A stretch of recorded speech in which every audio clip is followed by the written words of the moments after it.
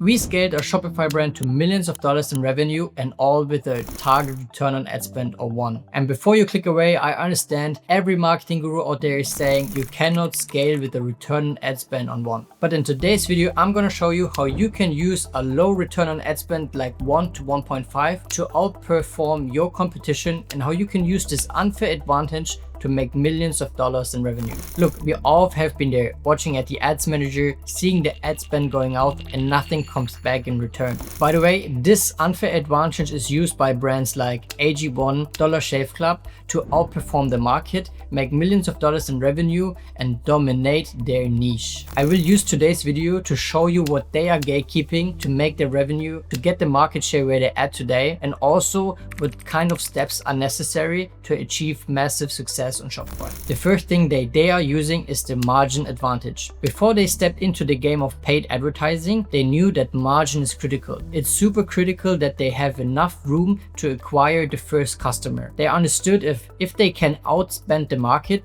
nobody can follow, and that is exactly what they did. And if you're now sitting there and wondering how can they afford such a low target ROAS, it's because of their margin. In today's world, everything below a 80% margin is really hard to scale. If you want to apply this strategy, a cross margin around 80% is really necessary to make this thing work. Once they sorted their margin, they went into step 2, and that is customer intelligence. Most brands out there look at their dashboards and say that is just numbers, but in the end of the day, there are persons behind every order. Remember, with this strategy, you don't necessarily want the profit on the first purchase. You make the money in the back end with the second and third purchase of the whole customer journey. Additional to your acquisition strategy, you can leverage something which is word of mouth or referral. If you have a good product, people will talk about it and refer it to a friend. That is free money for you because you don't spend anything on advertising in this case. So at this stage of the journey, you can acquire customers so cheap that you might break even or even do a profit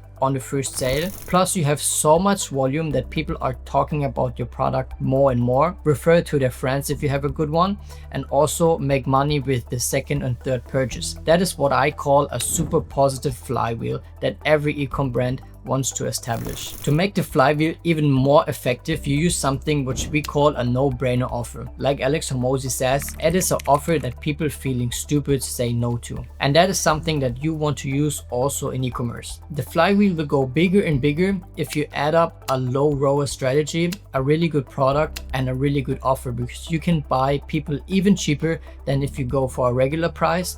You will buy so many customers that you can refer and refer over and over again, which puts free money and free profits with the second and third purchase in your pocket. Once that flywheel is established, you will see numbers skyrocket from here on. The last thing I want to talk about today is the most critical one. Most of the e-com gurus, all the e-commerce brands out there playing the short-term game. They want a high ROAS, quick money back, and don't think about the long-term game. This strategy can be applied over years and years to build up the ground foundation of your business. You make the money on the back end. The longer your brand exists, the more customer you build on and your good reputation. That is your main benefit. You don't want to compete with the short-term profit maker. There's nothing wrong to make a quick short profit, but you want to build a brand that builds up enterprise value, and you can also make money on big sales event like in Q4. But your main goal is to acquire as many as possible clients to reap the benefits later in the customer journey. With that being said,